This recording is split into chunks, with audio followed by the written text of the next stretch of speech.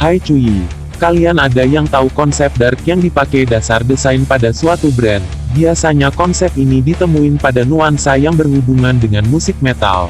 Selain itu juga tema-tema yang bernuansa kelam dan menggambarkan karakter iblis. Bisa berupa gambar atau simbol yang agak aneh dan gak biasa kalian lihat.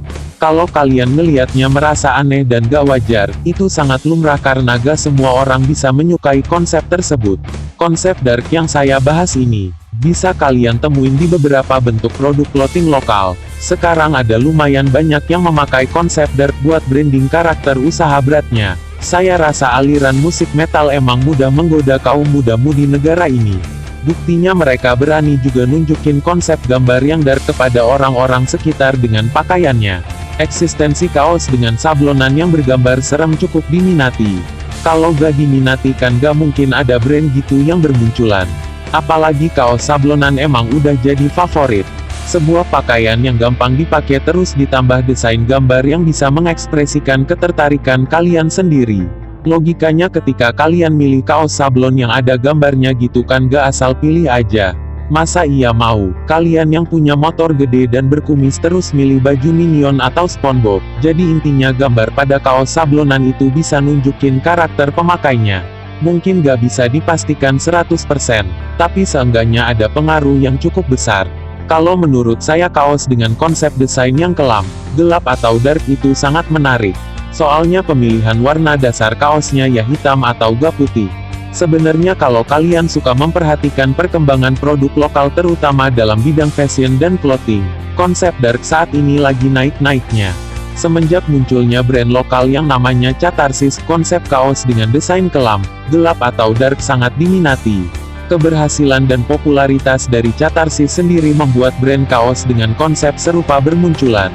Sekarang kalau kalian gak kebagian produk dari Catharsis atau menurut lu harganya agak lumayan, ada brand-brand lain yang bisa jadi pilihan alternatif. Dengan konsep yang gak jauh beda dan punya desain juga lumayan bagus, bisalah mengobati kegalauan saat gak bisa memiliki kaos Catharsis. Dalam dunia usaha emang gini, ada yang menjadi pelopor dan ada di atas angin. Ada juga yang turut meramaikan dan mencoba peruntungan serta bersaing. Hal inilah yang bikin industri lokal dalam bidang clothing bisa berkembang. Saya rasa semua itu pilihan konsumen buat memilih ingin menggunakan produk yang mana. Toh sama-sama produk lokal kan harus didukung cuy. Buat kalian yang penasaran kayak apa sih bentukan kaos dengan konsep dark, dalam video kali ini saya punya beberapa informasi tentang brand lokal yang punya konsep desain gelap yang bisa bikin kalian merinding. Paling enggak merinding dikit lah. Berikut brand-brand yang dimaksud.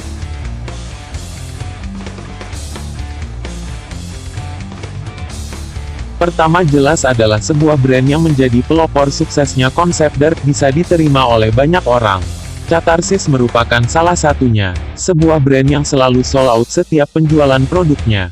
Kebayangkan konsep dark macam demon, iblis, dan ya sejenisnya laku diminati konsumen. Saya bingung eksistensi apa yang mau ditunjukin, tapi emang bagus desainnya. Selain itu, setiap edisi produk yang dikeluarkan punya tema dan mengandung unsur cerita. Kemungkinan ini yang bikin laris jadi punya nilai dan latar belakang pada setiap produknya. Mungkin juga dipengaruhi oleh influencer dari pemiliknya, karena pemiliknya sendiri merupakan influencer yang cukup terkenal. Kalau kalian tahu Vicky Pix di YouTube, nah dia yang punya Catharsis. Lebih tepatnya si Bimo, nama dari influencer tersebut. Intinya Catharsis membuat konsep dark makin diminati dan sekarang udah punya penggemarnya sendiri. Mulai dari sini, setiap produk yang dirilis selalu terjual habis. Makanya konsep yang bertema gelap gitu-gitu sekarang membuat brand lainnya buat mencoba membuatnya.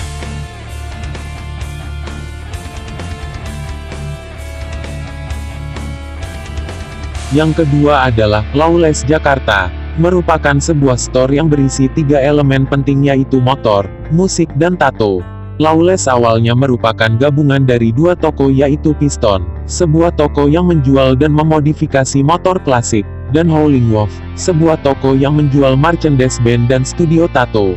Lawless Jakarta bertempat di Jalan Kemang Selatan 8 nomor 67K, yang didirikan oleh Aryan Arifin, Gofar Hilman, Semi Bramatyo, Ucup dan Roni Pramaditya.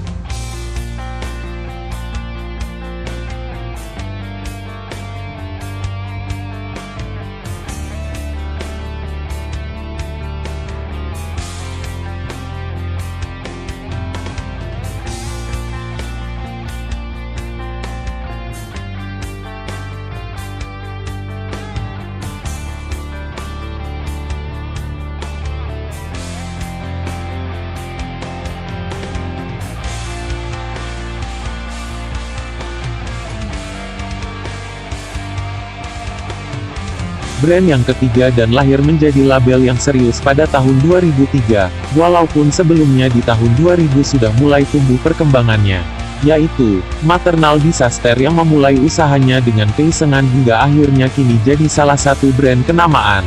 Sang pemilik Vidi Nurhadi mengungkapkan awal bisnisnya dimulai karena kecintaannya terhadap musik-musik keras. Dimulai dari sering nongkrong di distro yang menjual berbagai merchandise band kesukaannya, Vidi akhirnya tertarik untuk membuat usaha serupa.